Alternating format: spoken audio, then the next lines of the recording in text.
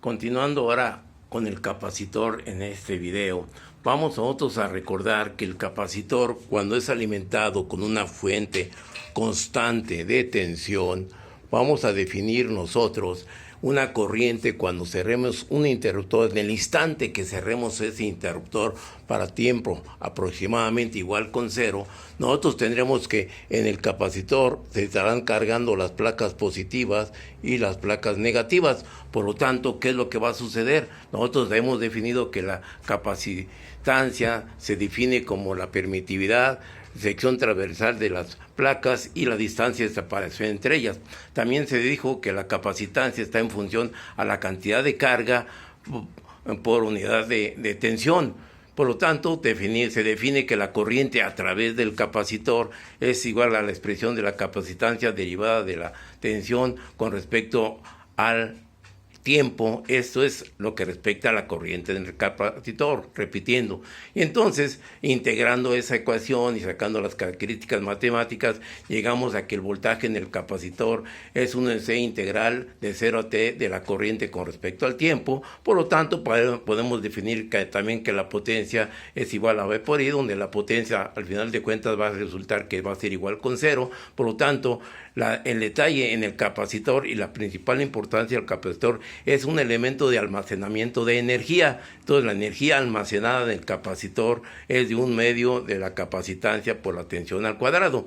Entonces, nosotros, de acuerdo a estas expresiones, definimos también que las características del capacitor cuando tengamos una tensión va a ser una gráfica ascendente, ¿sí?, de las características de tensión, ¿sí?, una exponencial que tendremos definida con esta expresión. Por lo tanto, el voltaje se está incrementando. Por lo tanto, el voltaje, cuando el capacitor se comporta como circuito abierto, ¿qué quiere decir? Que las placas se van a quedar cargadas, donde aquí voy a tener una tensión almacenada. Por lo tanto, ¿qué es lo que va a pasar con las características de la corriente? La corriente va a ser igual con 0. Por lo tanto, aquí lo podemos representar en este gráfico en color rojo, donde la corriente empieza a decrecer, ¿sí?, a medida que el capacitor se va cargando.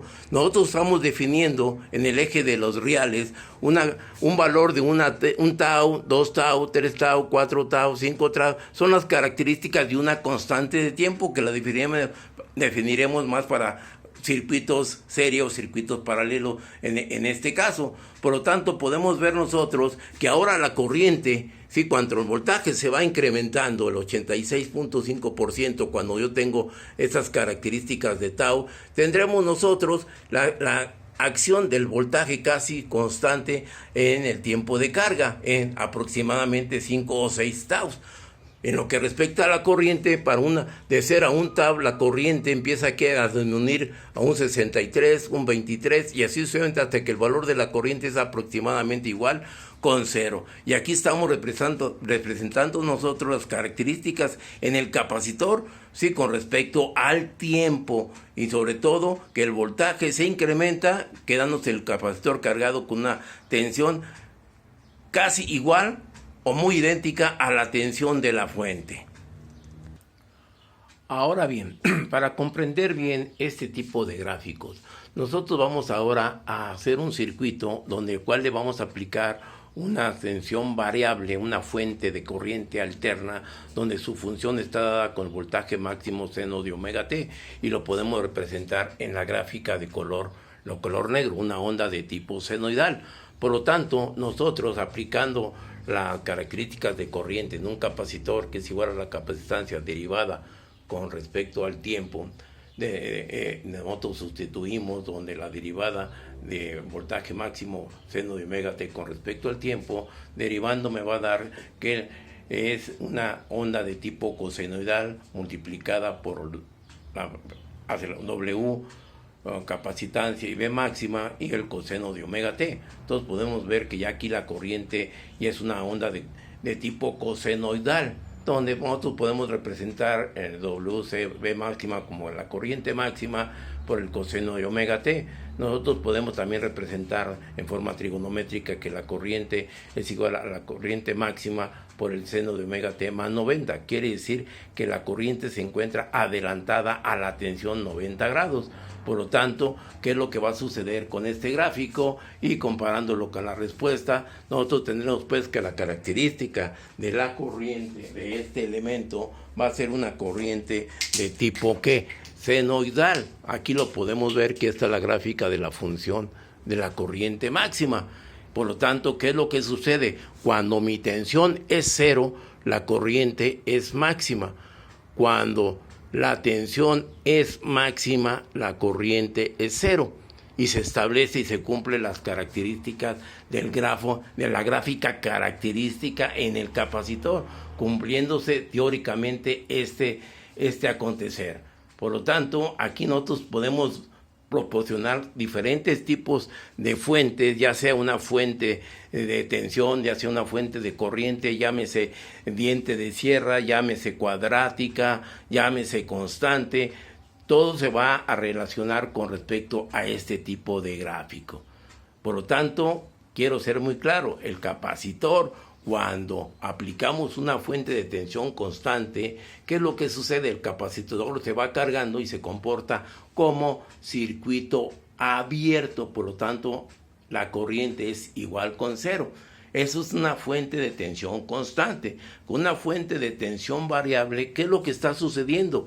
El capacitor, en el caso de una onda senoidal, se está cargando y descargando, cargando y descargando, cargando y descargando. Esa rapidez del cambio que tiene la onda senoidal en función a la frecuencia hace que esto sea más constante, esa variación. Pero el capacitor, en una onda de tipo senoidal, se va a estar cargando y descargando. Ese es el hecho de las características del capacitor, y ese hecho de carga y descarga para una función de onda senoidal se va a caracterizar con las características de este elemento. Este elemento no es otra cosa que una respuesta a la acción del capacitor, que va a poner una vamos a verlo más adelante, que es una reactancia capacitiva.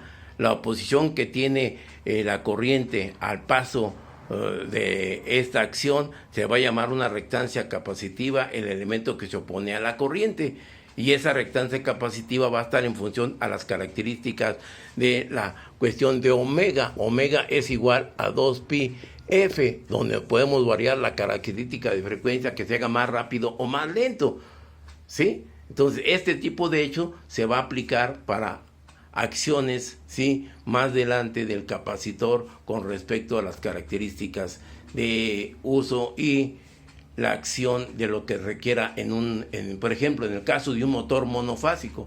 Hay motores monofásicos arranque al capacitor, o sea, el capacitor es el que me da el atraso o el adelanto de las características de tensión con respecto al voltaje. Si hablo yo de corriente, la corriente se está adelantando al voltaje. Si hablo del voltaje, el voltaje se está retrasando con respecto a la corriente. Y esa variación, ese adelanto o atraso, va a hacer que el arranque del motor sea más rápido. Esa acción de arranque de este elemento es uno de las aplicaciones más reales y más usuales del capacitor.